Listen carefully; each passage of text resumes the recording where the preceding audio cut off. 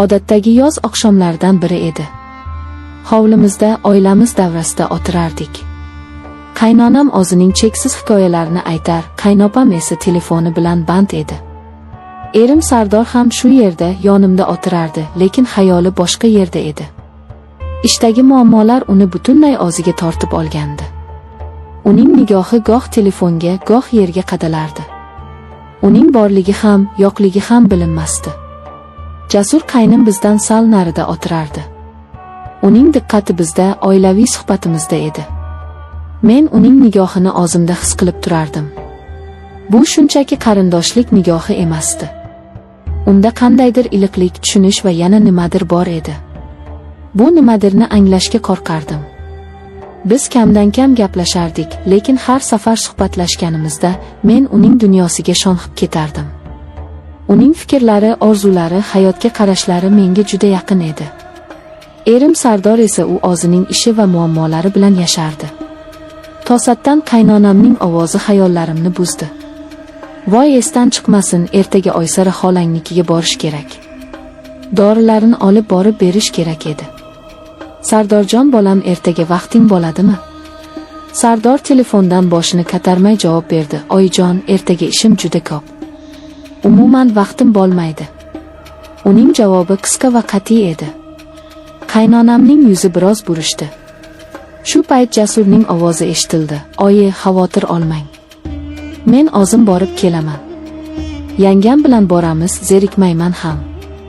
Uning bu taklifini kutmagandim. Hamma menga qaradi. Men nima deyishni bilmay qoldim. Erim Sardor bir zumga telefondan boshini ko'tarib menga va Jasurga qarab qo'ydi. Ha, yaxshi fikr. Borib kelinglar. Menga ham tinch bo'ladi. Uning bu so'zlari yuragimga sanchildi. Menga ham tinch bo'ladi. Demak, men uning uchun shunchaki bir muammo edim. Jasur menga qarab jilmaydi. Uning tabassumi shunchalik samimiy ediki, men rad eta olmadim.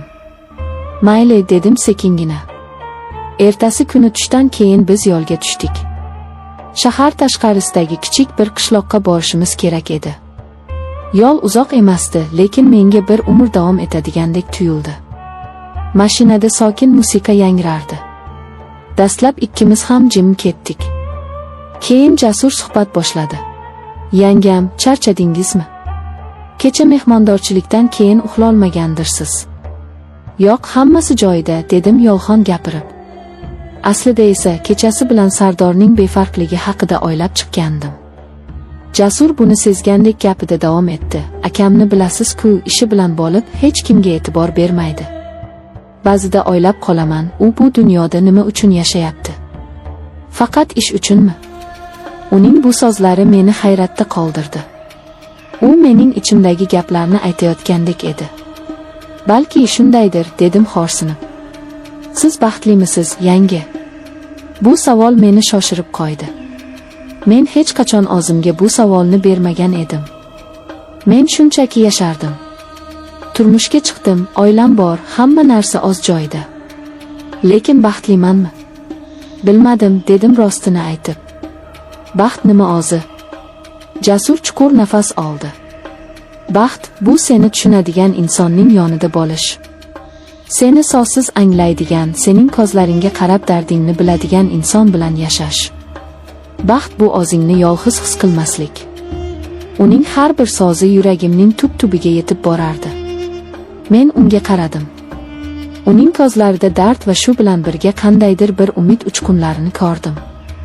U ham yolg'iz edi. O'z oilasi davrasida yolg'iz edi. Biz xolamnikiga yetib keldik. Dorilarni berib bir piyola choy ichib qaytishga hozirlandik. Orqaga qaytayotganimizda quyosh botayotgan edi. Osmon qip-qizil tusga kirgandi. Bu manzaradan ko'z uzolmay qoldim. Juda chiroyli, dedi Jasur mashinani sekinlatib. Ha, dedim past ovozda. U to'satdan mashinani yo'l chetiga to'xtatdi. Biz baland bir tepalikda edik. Pastda butun shahar kaftdek ko'rinib turardi. Shahar chiroqlari yulduzdek charaqlardi. Bu yerga ba'zan kelib turaman, dedi Jasur. Yuragim siqilganida, yolg'iz qolgim kelganida shu yerga kelib shaharga qarab o'tiraman. Odamlar chumolidek ko'rinadi. Har kimning o'z tashvishi, o'z hayoti bor.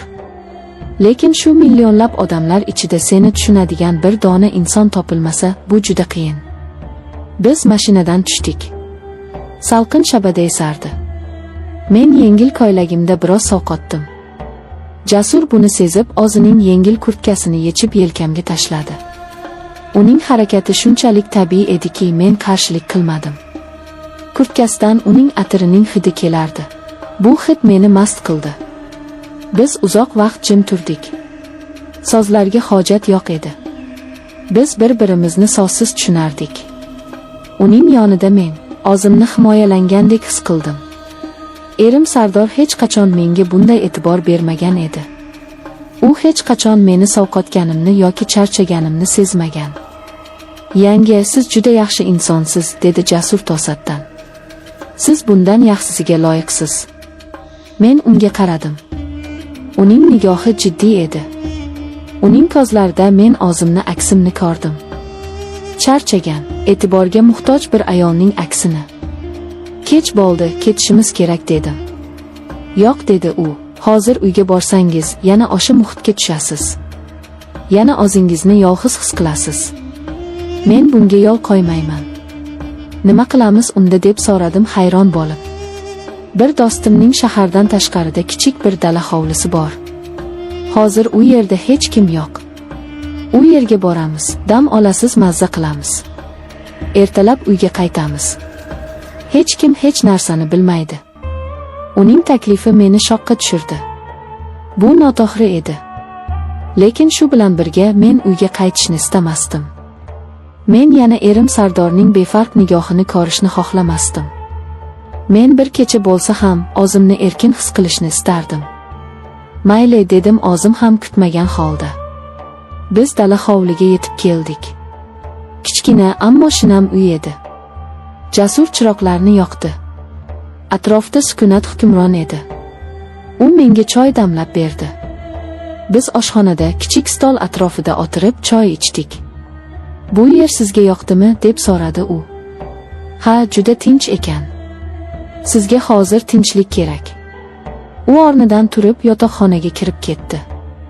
Bir ozdan so'ng qaytib chiqib dedi, "Siz shu yerda dam oling. Men mehmonxonadagi divanda yotaman. Xotirjam bo'ling." Uning bu gapi meni yanada o'ziga tortdi.